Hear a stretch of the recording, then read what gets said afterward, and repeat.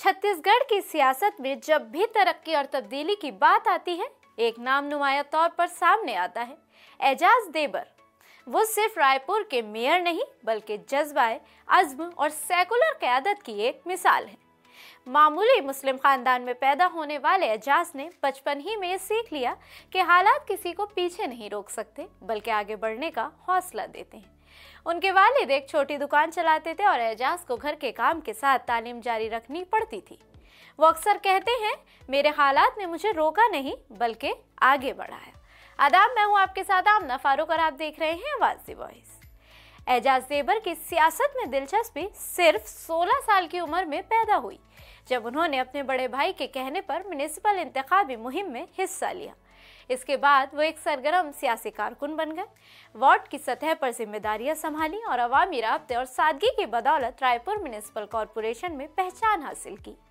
2 बार counsellor मुंतखब होने के बाद आपको ये जानकर बड़ी हैरानी होगी कि जनवरी 2020 में वो रायपुर के पहले मुस्लिम मेयर मुंतखब हुए। कांग्रेस पार्टी के नुमाइंदे के तौर पर 41 वोटों से अपने हरीफ को शिकस्त देते हुए एजाज देबर का मकसद कभी जाती ओहदा हासिल करने का नहीं रहा बल्कि समाज की खिदमत करना, शहरी तरक्की को फरोग देना रहा है।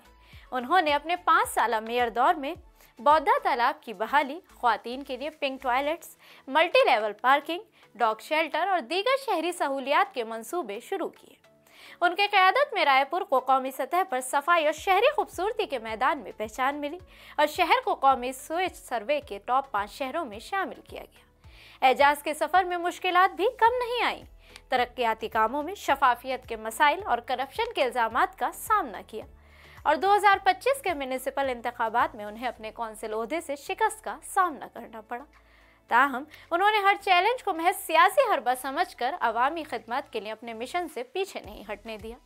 उनकी बीवी अर्जुमन देबर ने काउंसलर के तौर पर फतेह हासिल की और एजाज खुद नौजवान रहनुमाओं की तरबियत और कम्युनिटी की तालीम पर तवज्जो मरकूज कर रहे हैं। एजाज देबर का यकीन है कि सियासत सिर्फ मुखालफत या इख्तियार का जरिया नहीं बल्कि हल तलाश करने और समाजी खिदमत करने का प्लेटफॉर्म है। वो नौजवानों से कहते हैं कि अपनी तवानाई को नफरत और मुनफी सोच में ज़ाया ना करें। आज सियासत और समाज को तख्लीकी और जदीद नौजवानों की ज़रूरत है। एजाज देबर की कहानी एक आम दुकान के मालिक के बेटे से रायपुर के पहले मुस्लिम मेयर तक के सफ़र की अक्कासी करती है।